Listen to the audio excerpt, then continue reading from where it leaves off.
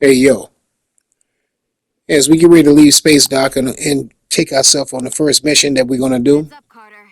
we're gonna find out how this space storm is continuously causing more and more problems for our crew. I'm gonna try to disrupt Let's it with check my it out. laser.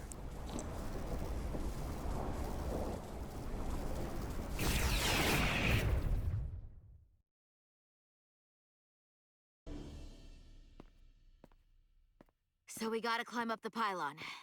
Not that there's really an up, but you know.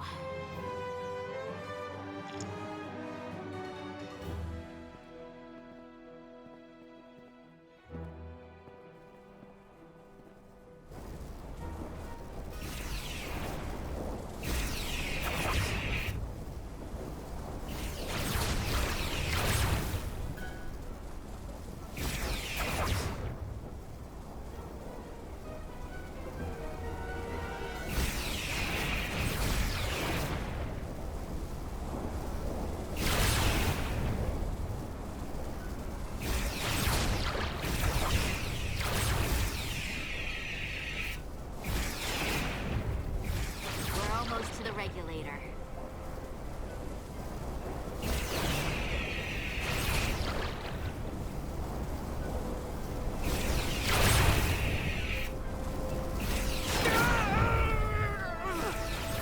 Were you alright? Yeah. Suit took most of it. Just snuck up on me. That damaged your suit. Energy damping is down to 60%.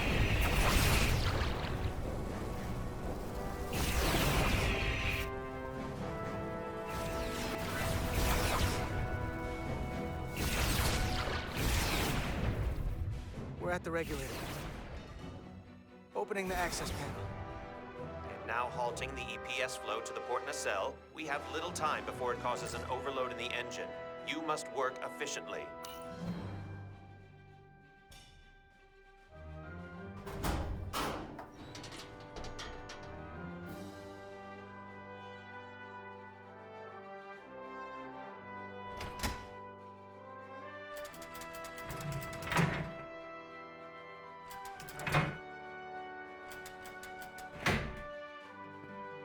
EPS manifold adjusters reset to neutral.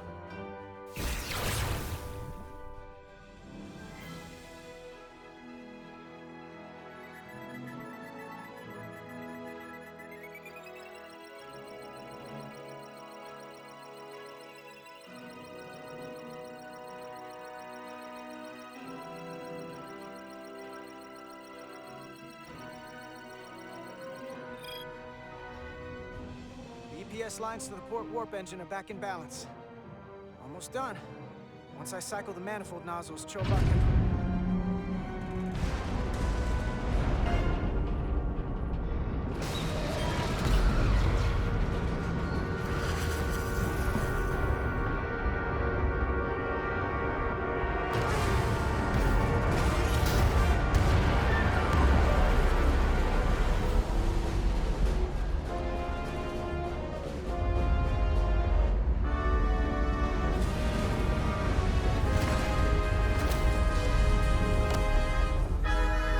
Get down! Diaz to bridge. We just lost the docking clamp.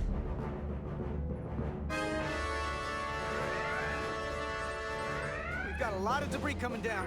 All vibrations, too. We can't finish the EPS regulation in these conditions. Please advise. We have to release the ship from that other docking clamp or the hull will be ripped apart. There's a problem. The clamps are supposed to disengage automatically in an emergency, but it's not working. Not working. What are our options? The docking clamps are fitted with exploding bolts for an emergency release. We've got crew out there. That'd be like setting off a bomb next to them. Maybe there's another way. Starbase is hailing us. Put him through. Resolute, the remaining mooring arm is failing. You need to disengage from the starbase now. The damage to the station will be catastrophic. The docking clamp isn't functioning. We're exploring our The options. option is to detonate the emergency release. Commander, hear me out. Reverse the polarity of the hull, which theoretically will repel the docking clamps. And repel the engineering crew right off the hull into the storm. This is Captain Solano. Put me on screen. Go ahead. Captain, we have a situation. Commander, what are you doing? Blow the bolts on the docking clamp. The captain doesn't know the whole story. I'm giving you an order. Jara? All due respect, sir, it's a more complex situation than when you Jara, disembarked. I need you to do the right thing. We can't have this go sideways before we even leave for the mission. The captain made himself quite clear. They're gonna get hammered with debris out there. Reverse the polarity. There is protocol. And there are lives. Starbase, stand by. We're gonna flip hull polarity to disengage the clamps. Yes, Commander.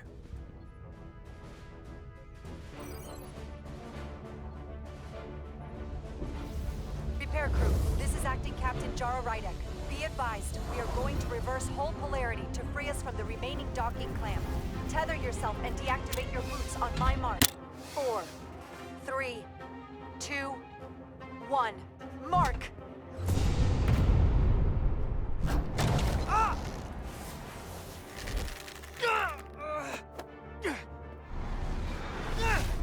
Grab my hand!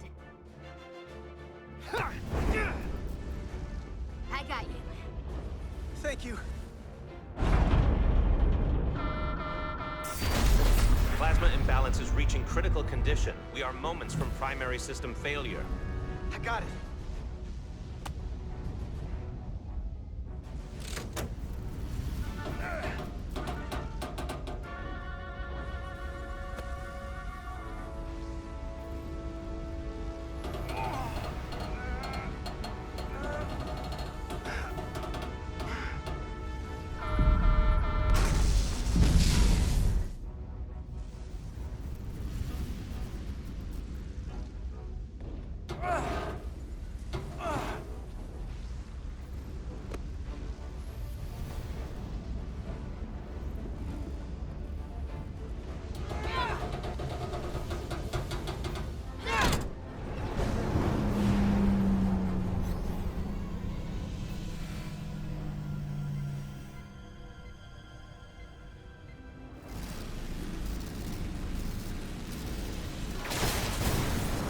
Look out!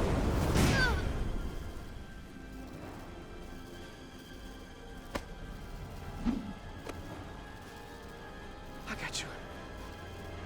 Petty Officer Edselar's hurt and unconscious. I'm gonna have to tow her back to the airlock. Mr. Diaz, the situation has changed. You are at risk of triggering a substantial electromagnetic arc if you approach the main hull the way you came. But Commander, the way we came is the nearest airlock. There is an auxiliary hatch near you on the far end of the pylon. You must bring Miss Edselar there to access the interior. Roger that. Going there now.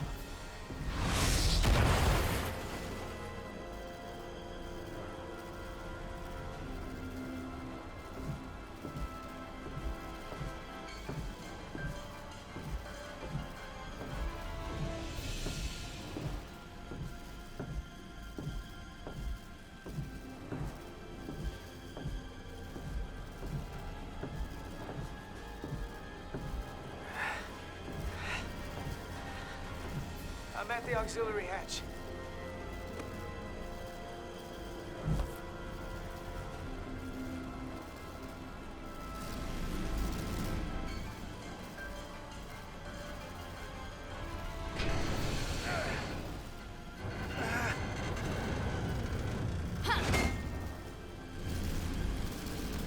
You go first. What? Let me save your neck this time. No time to fight me on this. Get in there. Not on your life. Let's not let it come down to that.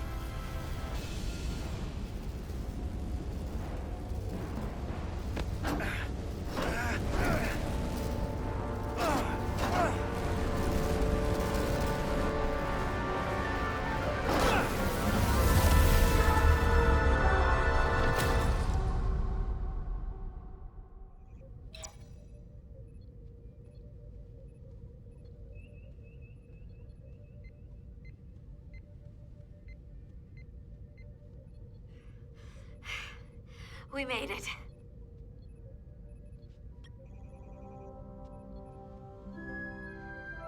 They're safe. Bringing the SIF fully online. Do it.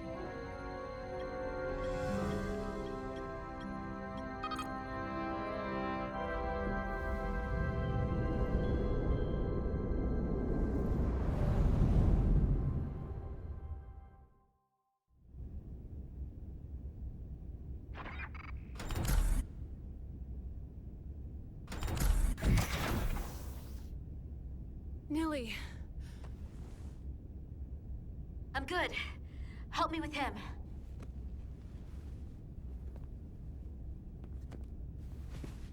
Let's get this off. Medical. Got one wounded at my location. Carter. You don't look so good.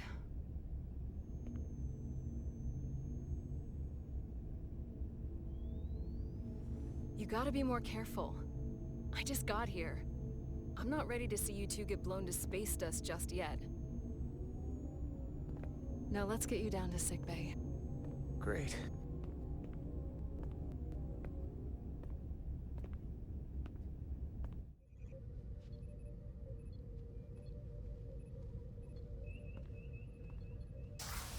Status report.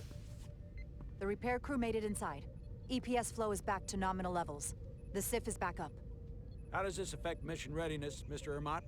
Releasing the docking clamps using hull polarity minimized damage to the Resolute. We'll have some last-minute repairs to make, but if we reapportion some of the staff, we can make our departure on time. As of now, however, we are successfully moored to the station. Good to hear. Send updates to my ready room. Commander Rydek, with me.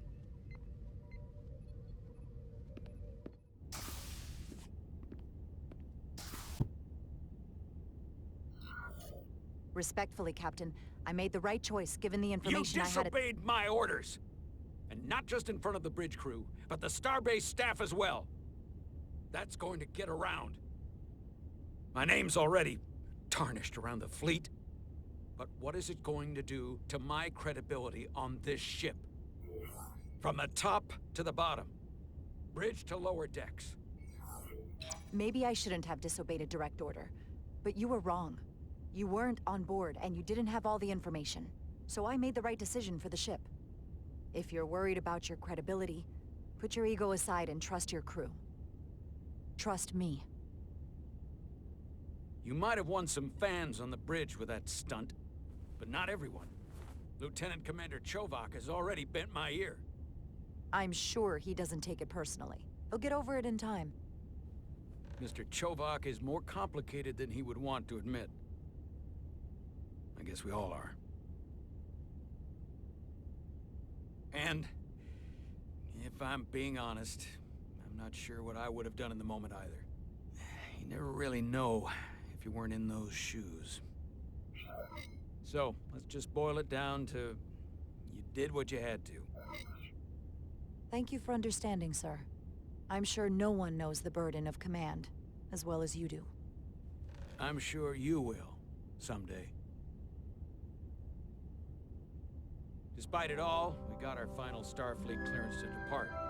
So if you'll fetch Mr. Ermot, we'll knock out the final details of any outstanding repairs, and then we'll set out for Hotari. Yes, sir.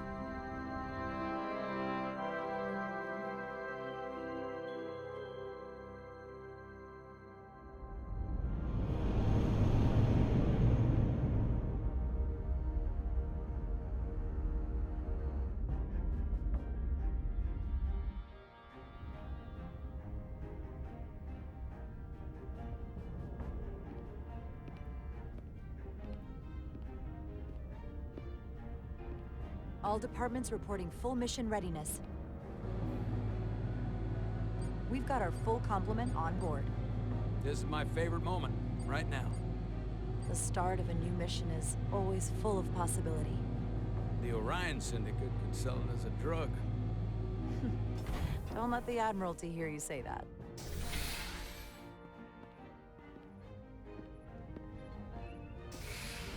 Captain on the bridge.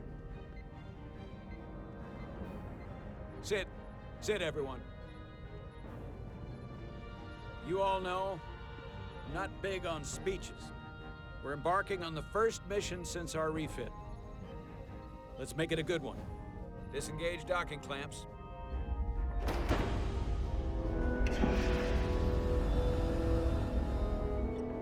Docking clamps released. Thrusters ahead, Mr. Handar.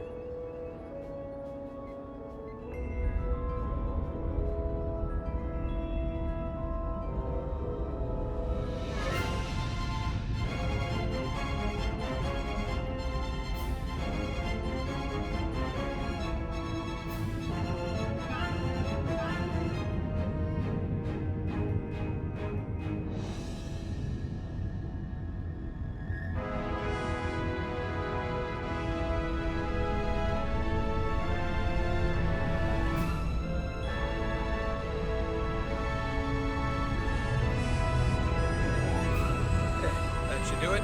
Set a course for the Hotari system. Prepare to go to Warp 8. Hi, Captain. You know what? You take this one. Me?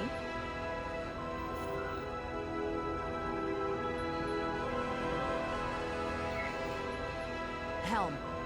Make way. Make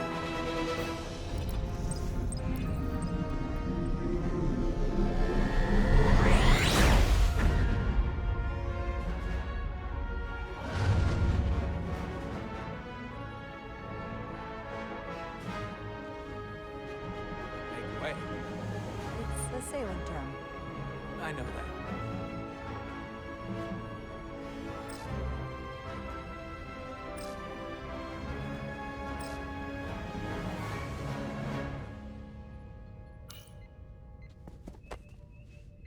Easy. Thank you. I'm fine. Really, You don't look so good.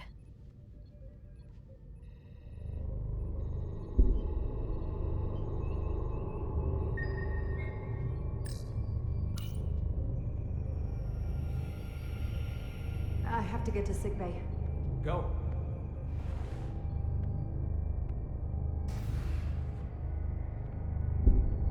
Commander, help me get her inside.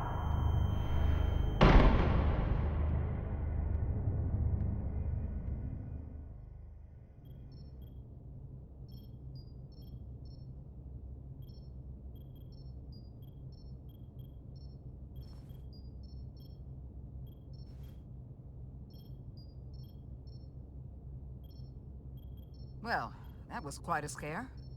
A few minutes more and it would have been one of the shortest tenures on record for a first officer. Is that the engineer that was out on the hull?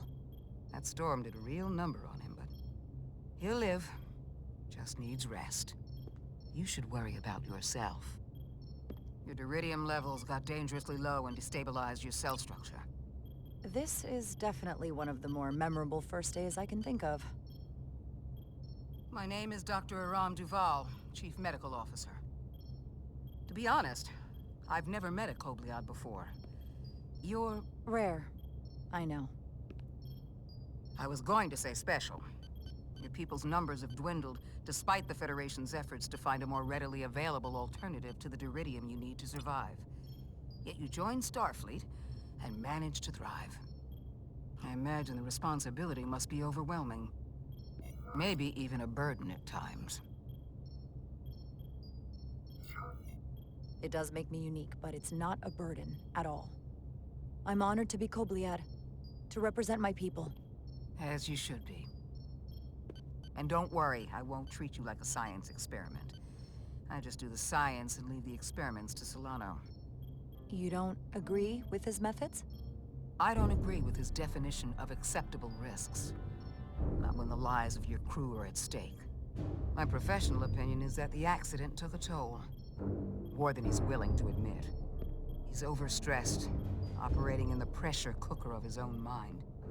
Which is never a good headspace when the lives of your crew are at stake.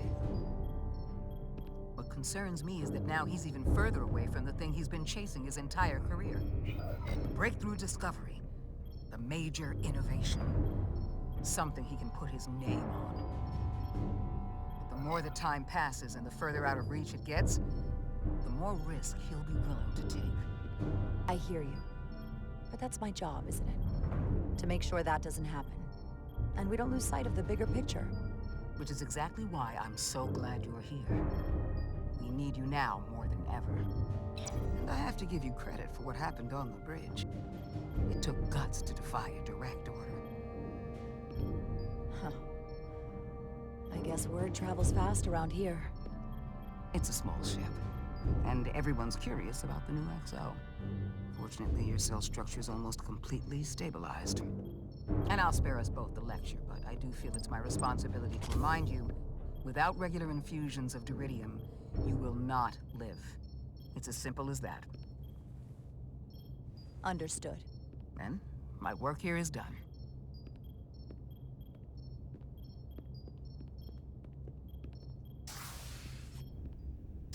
Lieutenant Bedrosian. I came to see if you were okay. We were all pretty worried on the bridge. No one knew what was happening. I can't even imagine what it must have looked like. I don't want people to get the wrong impression. No, not at all. You don't have to feel embarrassed. Everyone understands this is part of what it means to be Kobliad. You trusted me earlier with the shields, and I appreciated that. I want you to know that I have your back. Thank you.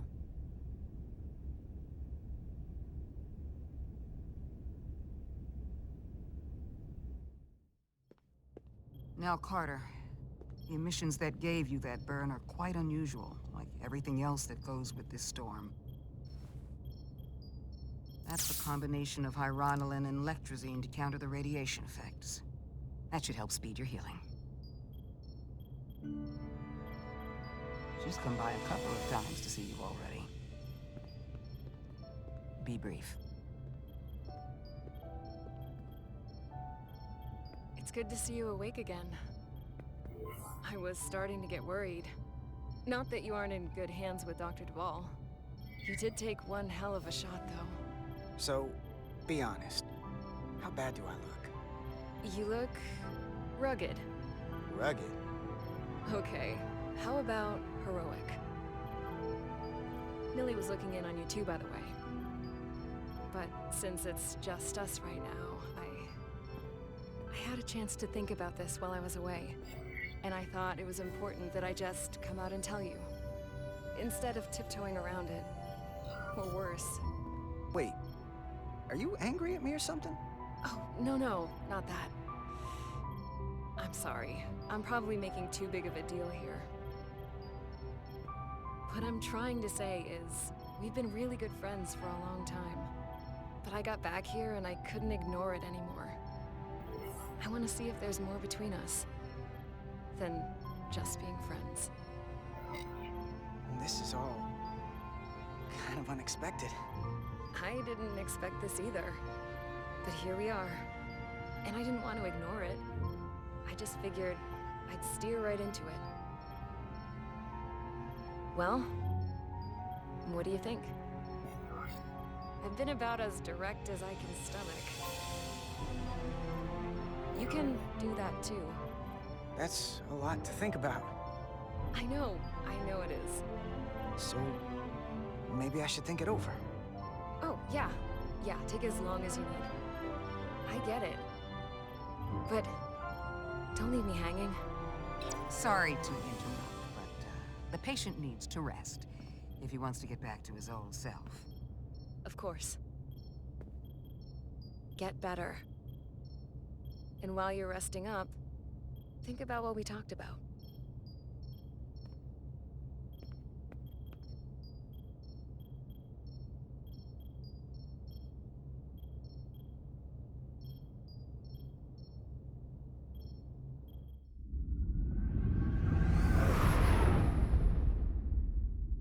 Approaching the rendezvous point outside Atari space. Helm, bring us out of warp. Dropping to impulse. Ionic interference surging, Captain.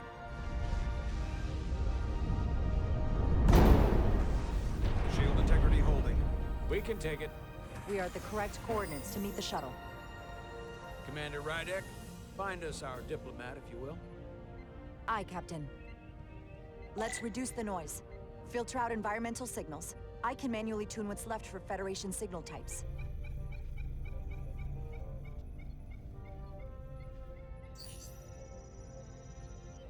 I've located the shuttle. Opening comms. On screen.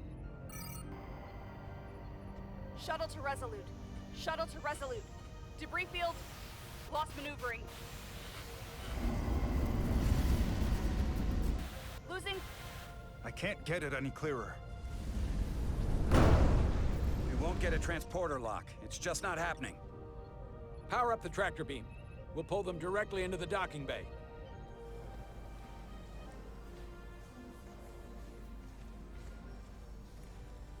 Diaz, you good to run the tractor emitter? Yes, sir. You sure? I'm sure.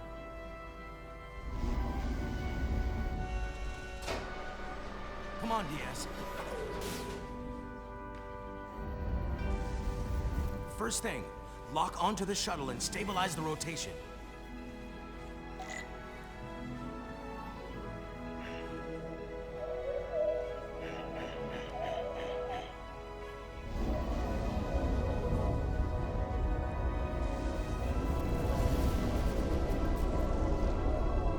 We're pulling in debris. I'm on it.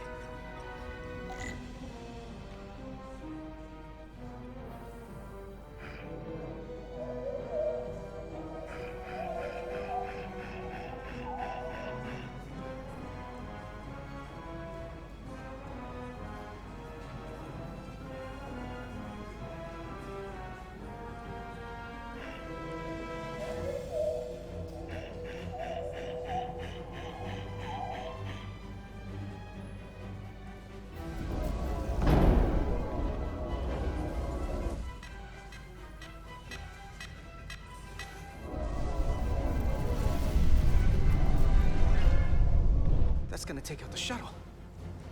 Diaz the bridge. There's a large piece of debris headed for the shuttle. The tractor beam can't handle it. Can our shields take it? I believe so.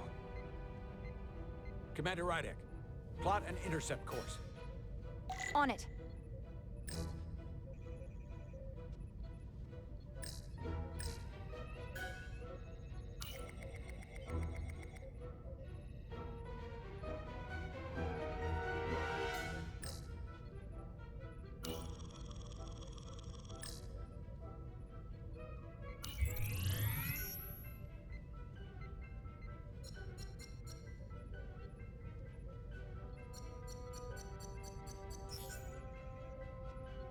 Here we go. Maneuvering thrusters bearing 53 Mark 17. 200 meters on an intercept course. Maneuvering.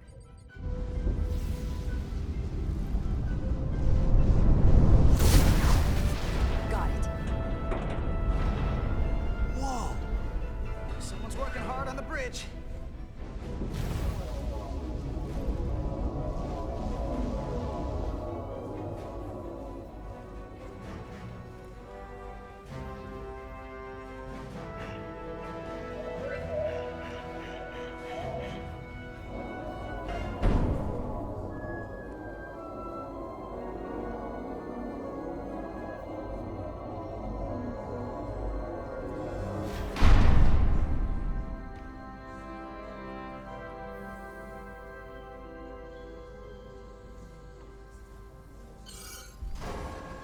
Got the shuttlecraft on board.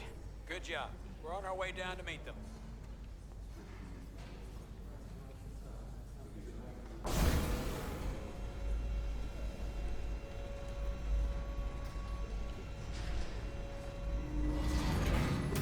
Terra firma, so to speak.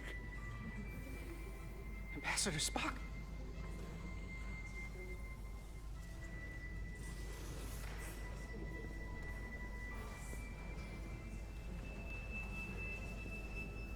The captain will be right down to meet you, sir. In that case, I will wait for him here.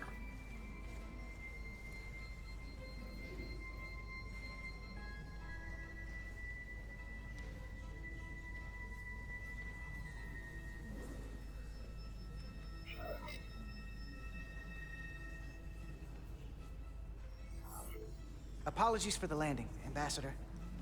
I was operating the tractor beam, sir. I take responsibility. It was not the smoothest transit, but you got us here safely. That is what matters.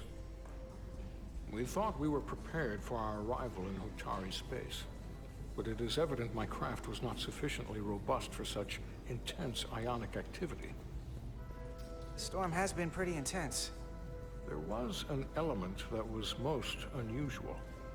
Before you came to our aid, our maneuvering thrusters and impulse engines were rendered inoperable.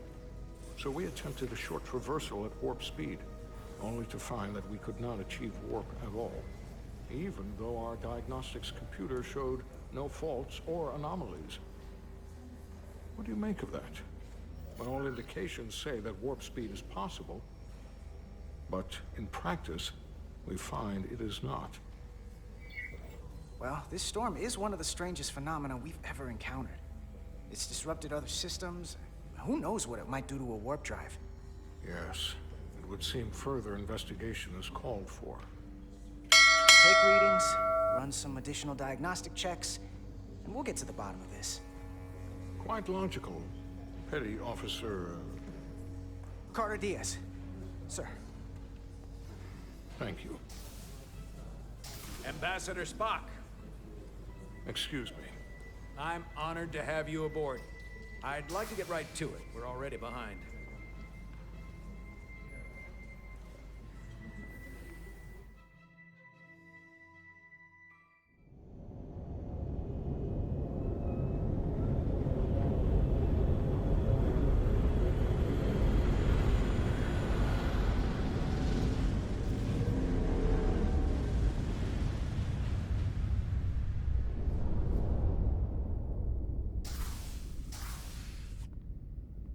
Ambassador Spock, my senior staff.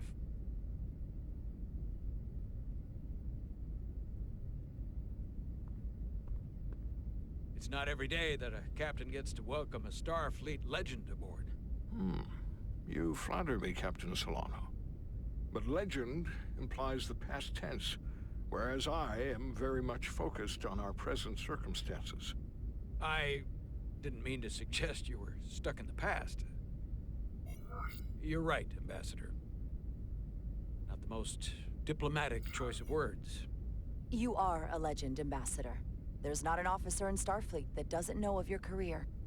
I would never assume that to be the case. We were hoping you could fill us in on the details. We got the basics from Starfleet. Two formerly peaceful neighbors are now on the brink of war. Indeed, and the tension between them grows fiercer by the hour.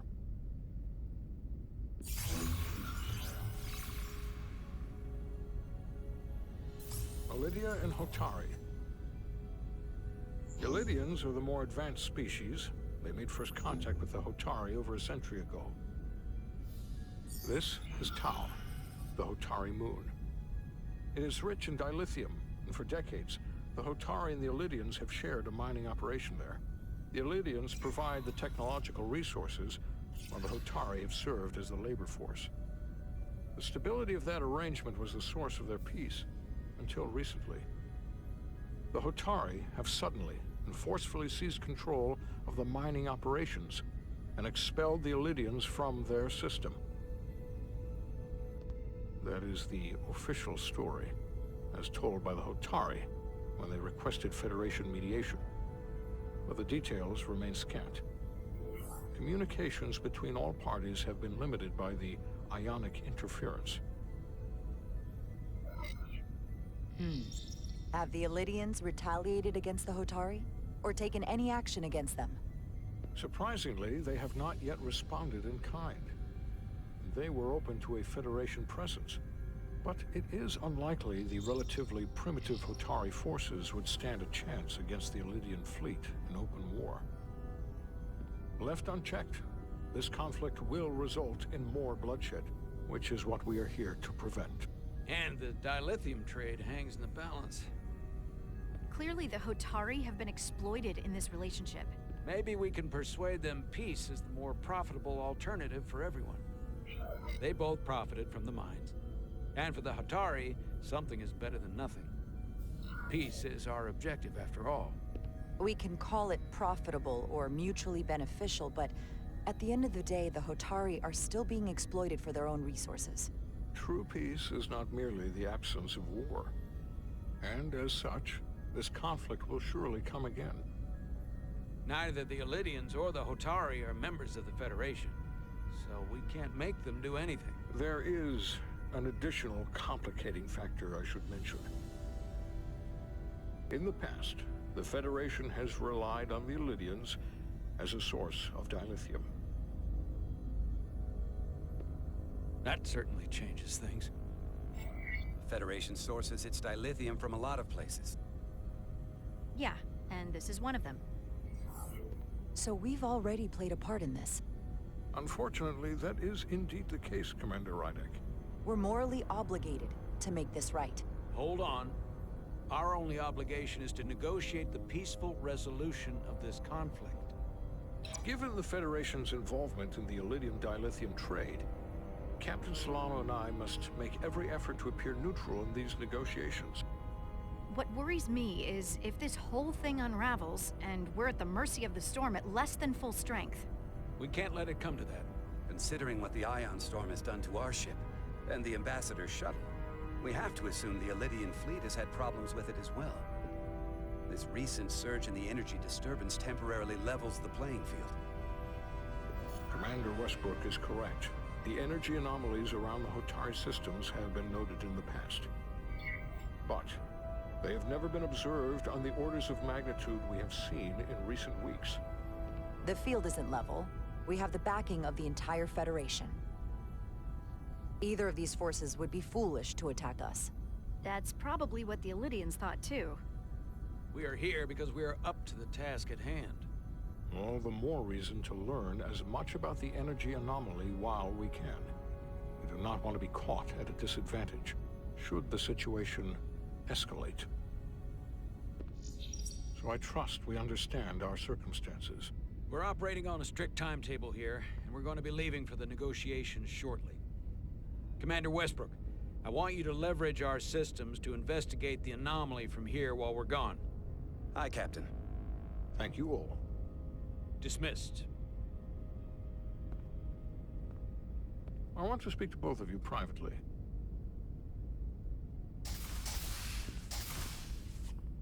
Ambassador Spock, I'd like to make a formal introduction. My first officer, Commander Jara Rydek. Commander, as you are aware, there are limits to what Captain Solano and I can do in our official capacity as representatives of the Federation. But someone in an unofficial capacity, your first officer, for example, would not be bound by those restrictions.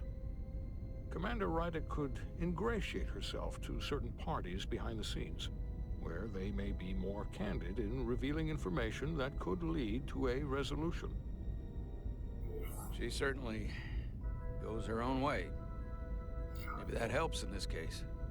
With all due respect, Ambassador, I'm not a trained diplomat. That's exactly what we're going to leverage. I began my time in Starfleet as a science officer, not as an ambassador. We must be adaptable in the line of duty. Well, I hope Commander Rydek will have more luck finding out what really happened than we will through official diplomatic channels. The fate of the negotiations, the interests of the Federation, and the prospect for peace may very well depend on it.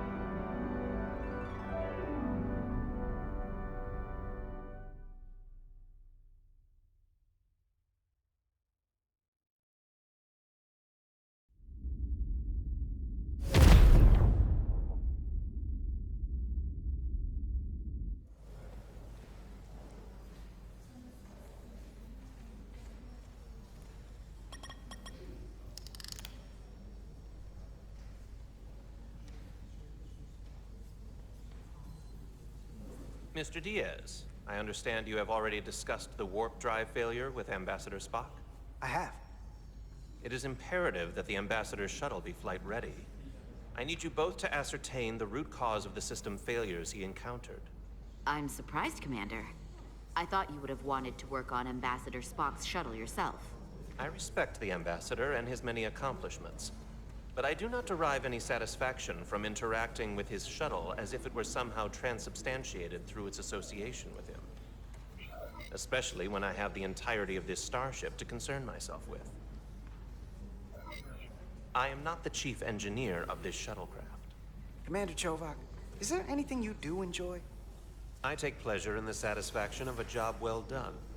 I suggest you try it sometime. Make note of any abnormalities in your report. Carry on. Was that a joke? No, couldn't have been. It seems like he's warming up to us. Yeah. Even Chovak has to look at that face and know you've earned some real respect. And I have to admit that I owe you one. You were right to make me go first. I don't know what I was thinking. I paid a pretty high price. For the respect, that is. You had my respect long before all this. I hope you know that. I know. Come on. Let's get to the bottom of this.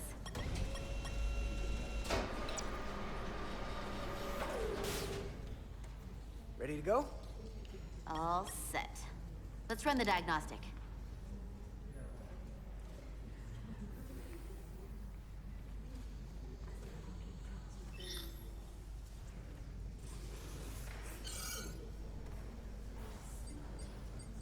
So, I know about your talk with Miranda.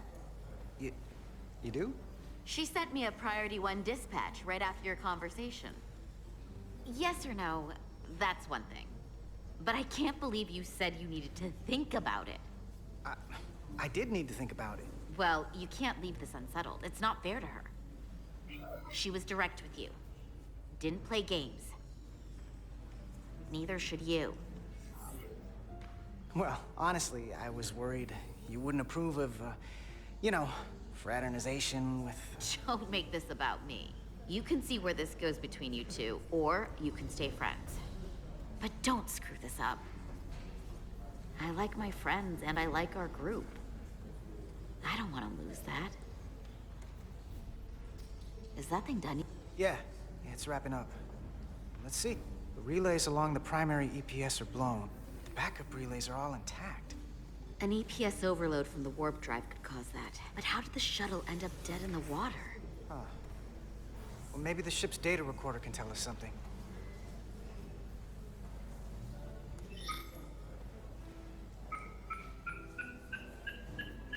Here. They were only about 8 minutes from their plotted warp point. No faults, just those warnings. What are they?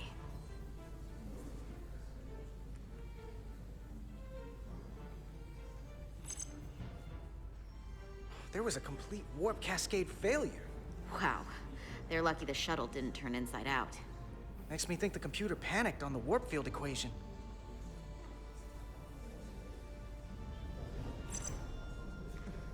Subspace variance out of tolerance. What does that mean? It means the main navigation array lost sight of space somehow. Will the array going offline cause that? Yes, but it should have also thrown a fault code.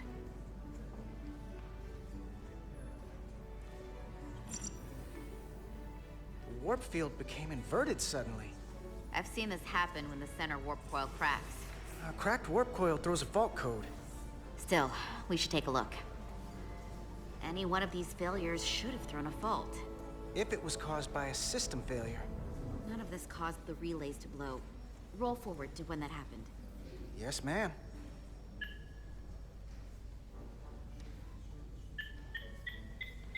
So here, they take a moment to get their bearings and they attempt to re-engage the warp drive. There. That's the relays blowing.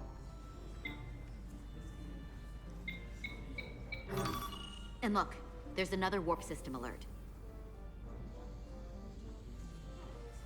They're all the same. Subspace variance out of tolerance, or warp inversions. Finally, there's a complete warp cascade failure. Then it's one of two things. Either a warp coil is cracked, or the navigation array is offline. That makes sense. Divide and conquer. You want to check the warp coils or the navigation array? I'll check the other. Let's not overcomplicate this. One of these systems is likely broken. I'll check the navigation array.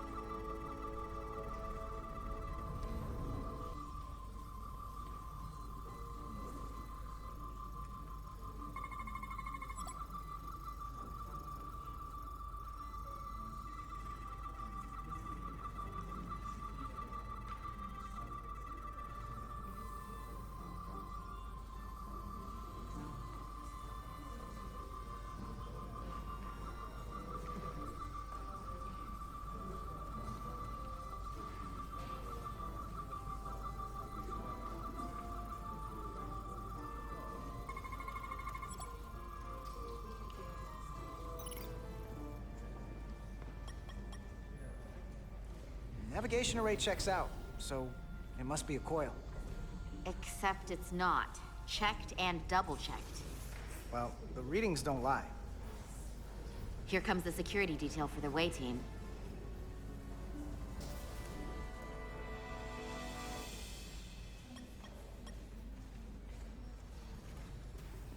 Hey, going planet side? Yep, as soon as the negotiating team comes down from the bridge. And you've got your hands full, opening every compartment on this shuttle. I hope you're not just trying to keep busy to avoid thinking about some other things.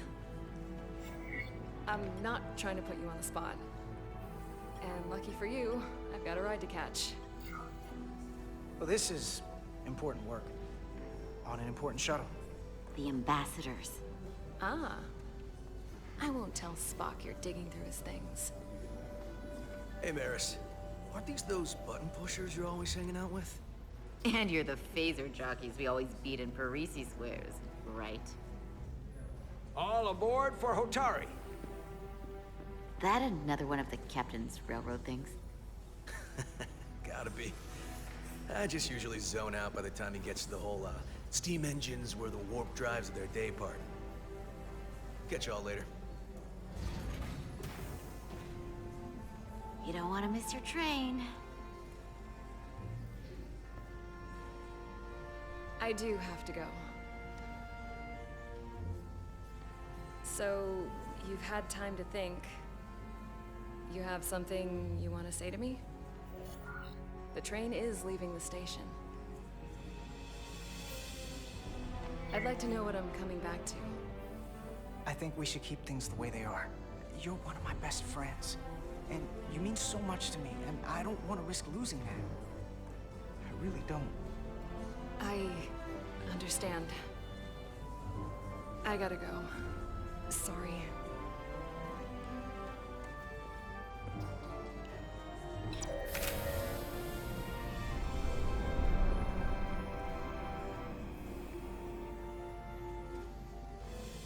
That went well enough.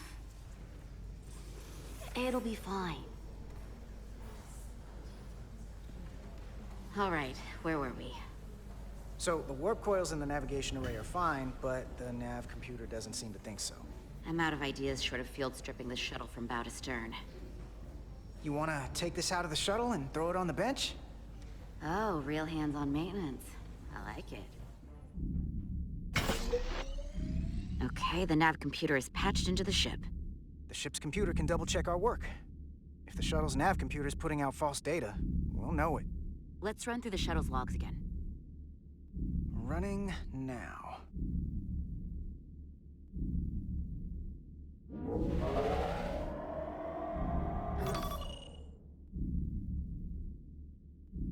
Same. Warp field inversion and a cascade failure. However, the Resolute computer doesn't show the same subspace variance. We're in the same conditions that the shuttle was in when it failed. Why wouldn't the ship's computer get a matching result? What if the subspace variance was a momentary occurrence? That's a possibility, and it would explain why the simulation under our current sensor readings failed to reproduce the issue. But a subspace anomaly strong enough to cause a warp field collapse would leave graviton ripples for days. Let's run with the momentary subspace variance theory for now. Roll forward to the shuttle's attempt to re-engage the warp drive. We need the conditions of space around the shuttle at the moment of warp failure. Resuming simulation.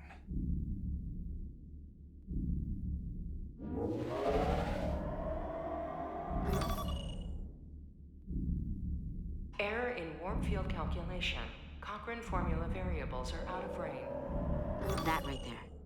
Take the shuttle sensor data from that moment. Computer, why did the warp field calculation fail? Warp field pressure returned non-orthogonal. Results are undefined. That doesn't help. Wait, what if we use a different ship? Put the Resolute into the simulation instead of the shuttle. Yeah, it should warp just fine. Unless... Computer, run the simulation with the Resolute.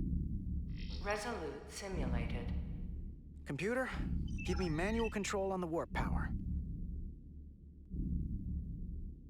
Static field intensity, warp 1.1, 1.2, 1.3. warp pressure is destabilizing. Error in warp field calculation. The warp drive has experienced a system-wide cascade failure.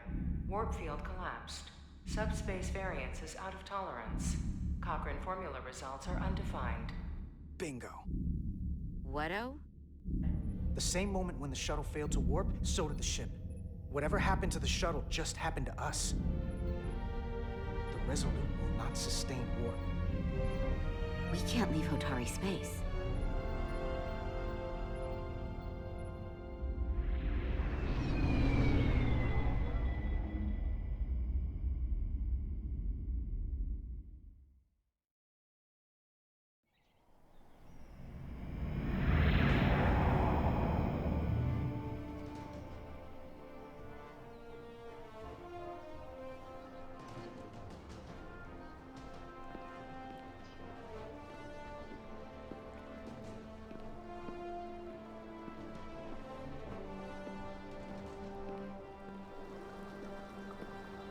Ambassador Spock, Captain Solano, welcome to Hotari. We are honored you have come. My name is Tylos Altaris, Minister of Diplomatic Affairs. The honor is ours, and this is Commander Jara Rydek, first officer aboard the U.S.S. Resolute. You'll find she has a keen mind, and unique insight into the dynamics between the Hotari and the Lydians. We've traveled a very long way to get here. I know. We cannot express how much it means to the Hotari people that These must be the representatives of the mighty Federation. The reigning authority in the galaxy. Or so we've been led to believe. Whether that's true or not remains to be seen. But, either way, we're grateful you've made the time to come to our little corner of the universe. And you are? This is Galvin, and this is Sidron, the heroes of the revolt in the mines.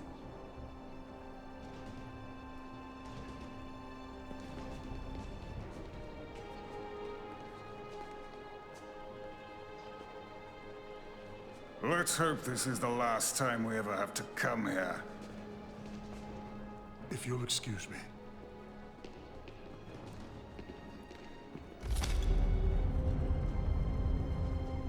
I think we're about to begin. Did you hear the arrogance from that guy? I don't know what we're walking into here. But that guy was something. He certainly seems full of himself. No missing that. You could probably see it from orbit. What a piece of work. Remember, we are here at their invitation. We must remain deferential whenever possible. Of course, but even that has its limits.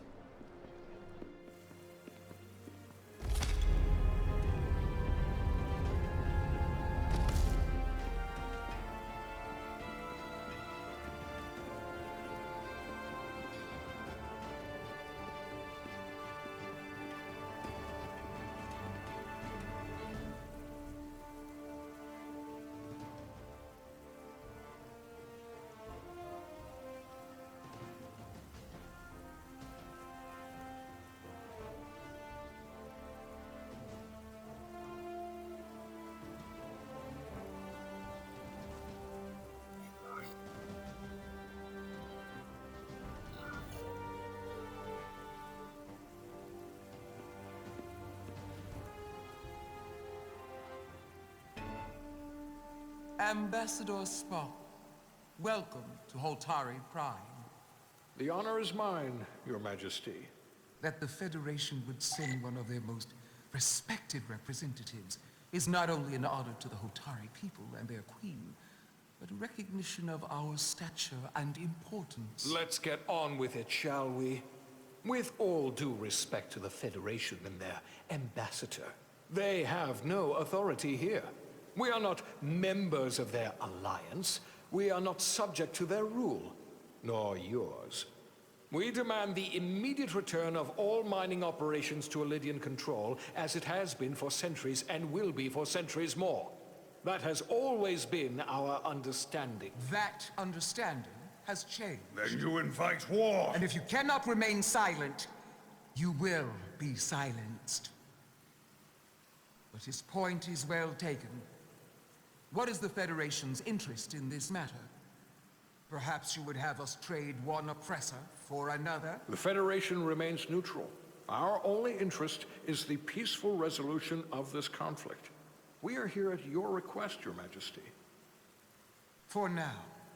I get the sense she's cut from the same cloth as Galvin. I thought they wanted us here.